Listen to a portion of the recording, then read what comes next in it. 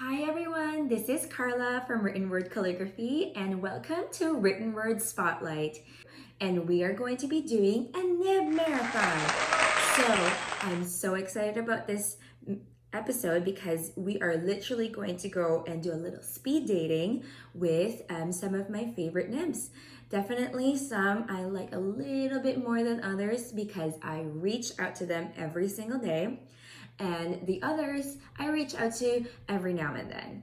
And of course, I want to show you guys these nibs because I want to show you how different they can be, and that I would like for you to also experience trying out different nibs and see how they feel. Some nibs can be more flexible than others. Some are better for certain things like drawing. Some are better for writing with a lot of variances with the lines. It depends on how you write, on the style you're going for, the height of the letters, what you're doing. So it's really, there's a nib for every project. That's what I'll tell you. But I'm really excited about that, and so that you guys can take a look and see how each one performs using my hand. And I'm really sorry that today I'm not able to do a live, but please make sure that you post all your comments of which other nibs you'd like me to try next time, so that when I have another episode on nibs, I can go and try them out. Let's go and just check out some of these nibs, and maybe some of these are already your favorites. So let's get started. So let's get started with my absolute favorite nib, the Niko G. So the Niko G is a fairly tall nib. It's on the stiffer side of things, which matches my style of writing really well. I tend to write with a decent amount of pressure and also with skinny and tall letters. So that really matches my style of writing. So as you can see, the variances between the thick and the thin lines aren't that much, and that's okay. That's just part of my style of writing in calligraphy.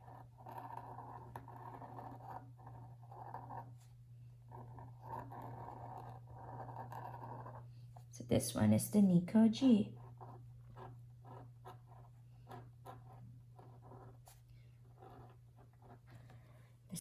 So the second nib is the Zebra G. So the Zebra is a cousin of the Niko. It's also a really nice nib. I definitely am a Niko lover more than I am a Zebra lover. I find a lot of people don't really interchange about, you're either like you love the Niko and then that's it. You don't like the Zebra, and I'm probably one of those.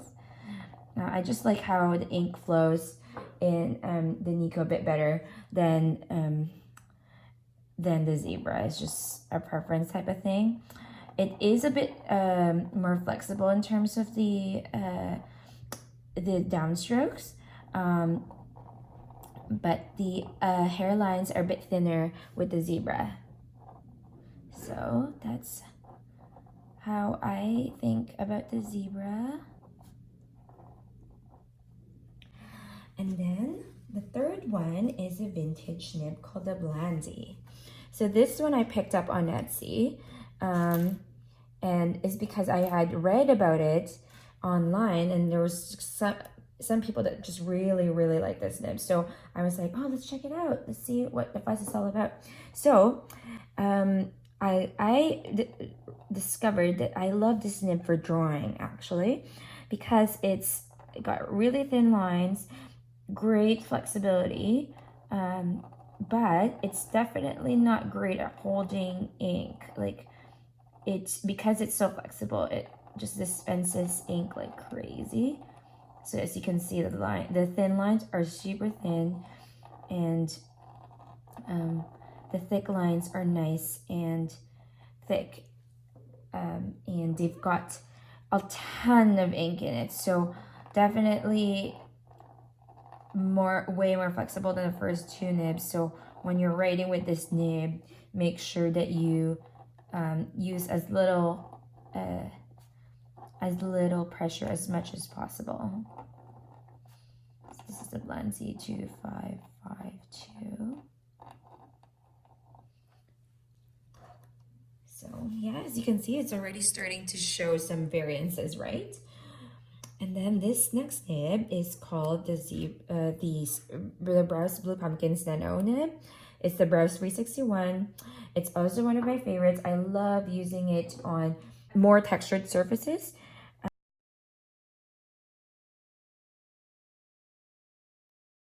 But at the same time, it still manages its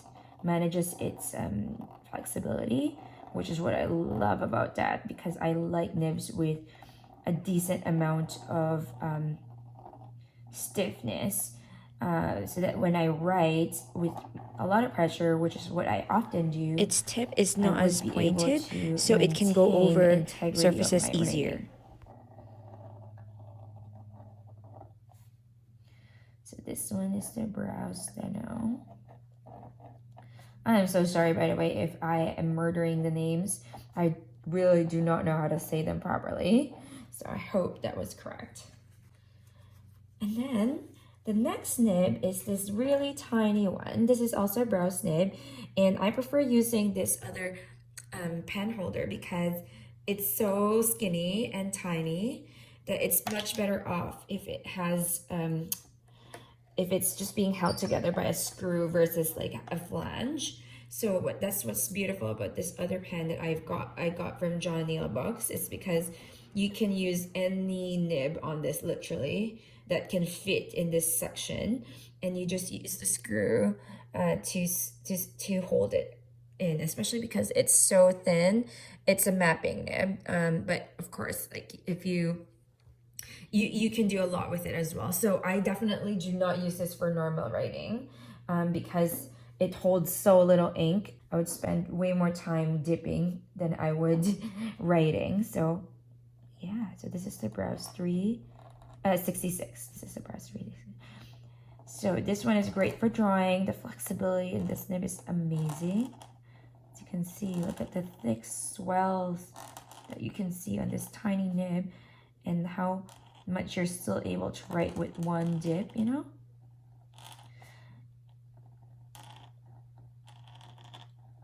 Oops.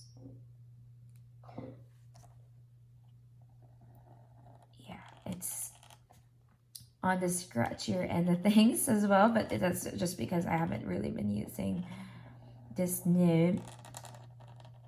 But yeah, you can see how thick the swells are on this one. So this is the Browse. Yeah, it's definitely on the thicker and more flexible side of things. 66.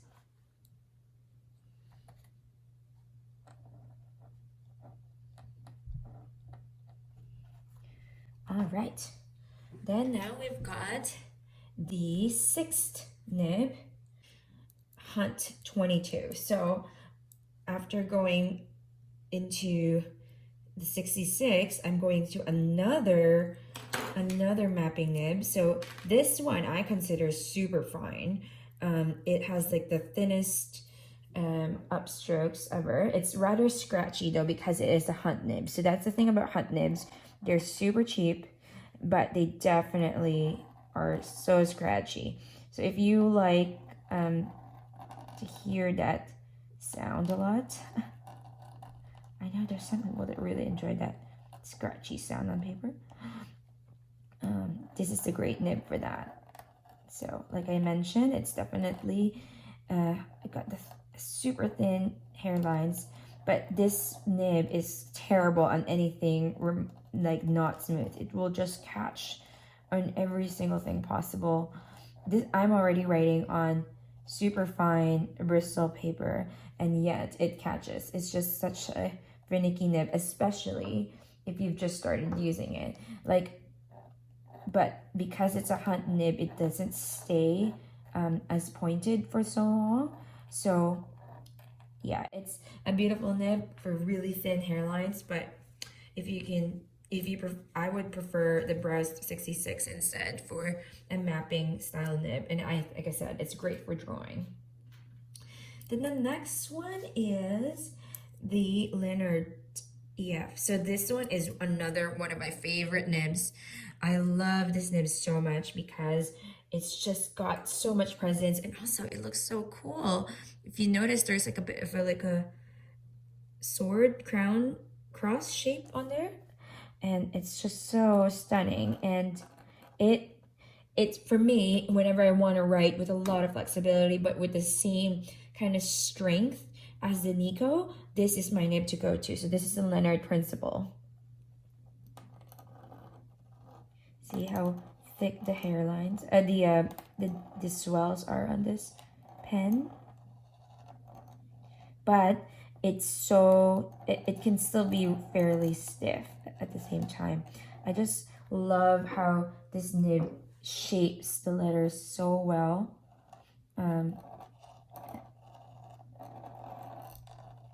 It's just such a stunning nib. Like the control on this nib is amazing. I don't know how they do it.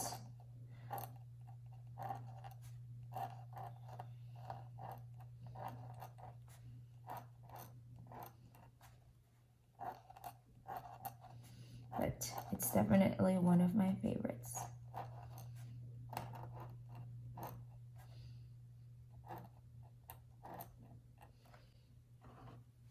And then the next one, we've got another brows nib. So this one is the brows rose. So let me try to see if I could put this in this pen, because sometimes it doesn't work as well.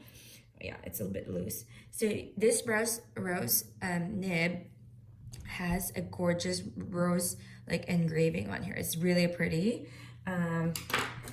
It's not my favorite nib, I will admit.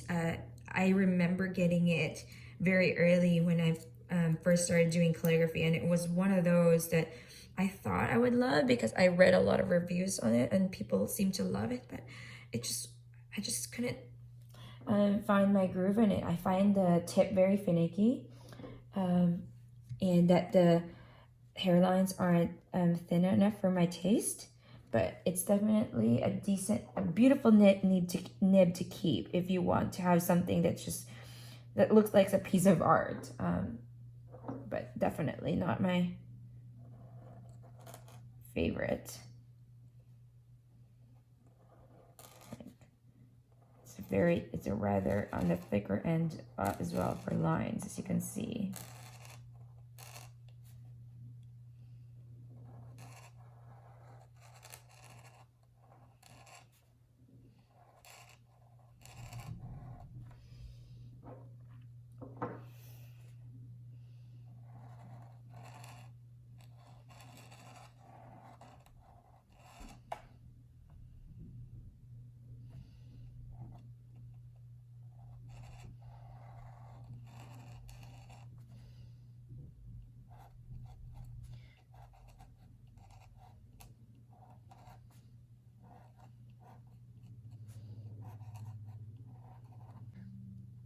Rose. Right. Last two. Phew. We've got two more to go. We've got the Hunt 101. So the Hunt 101 was one of my very first few nibs that I really loved using. It's this one. It reminds me a little bit of the Leonard principle. It's probably a cheaper version of it. It's a bit more scratchy from what I remember. So let's test it out and see. Right, number 9. Can't believe it. We're almost done our little nib marathon. Yeah, definitely it feels similar to the Leonard, but a bit more flexible actually. So you can see how thick the swells can get with this nib.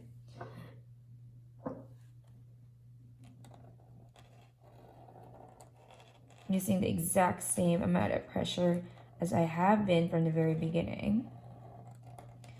Because of how thick those swells are, it definitely uses up quite a bit of ink.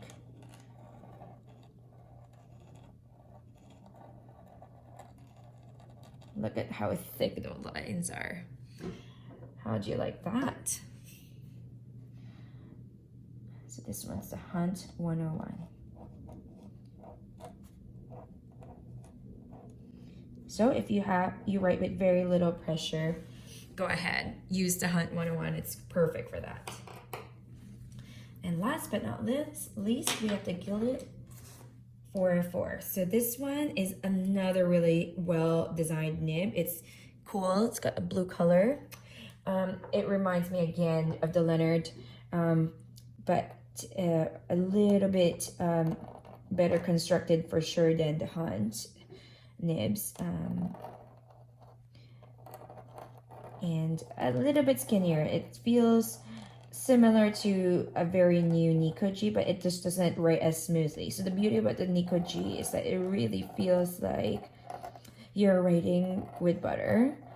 That's how it feels. Like it doesn't have a lot of the scratchy sounds unless it's getting old and well used.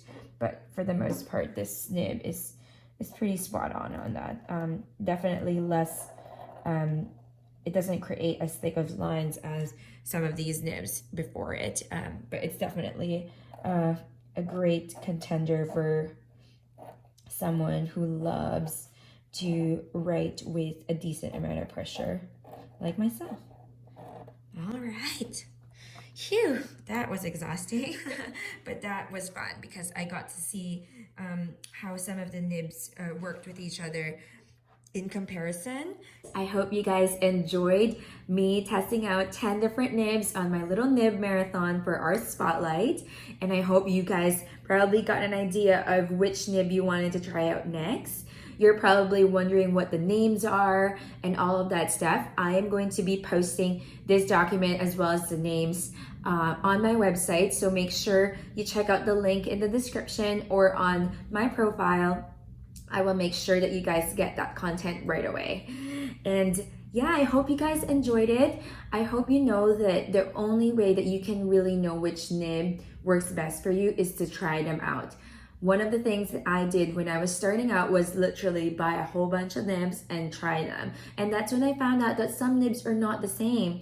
Like some of the nibs are not even for pointed pen calligraphy, especially when they are not they don't come to a point, so really you won't be able to use it in that manner.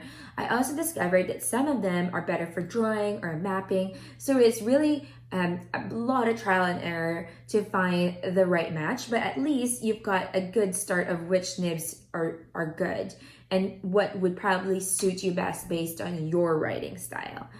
All right, I hope you guys enjoyed this session here on the Written Word Spotlight, and I'll see you guys next week. Thank you so much. I'll see you then.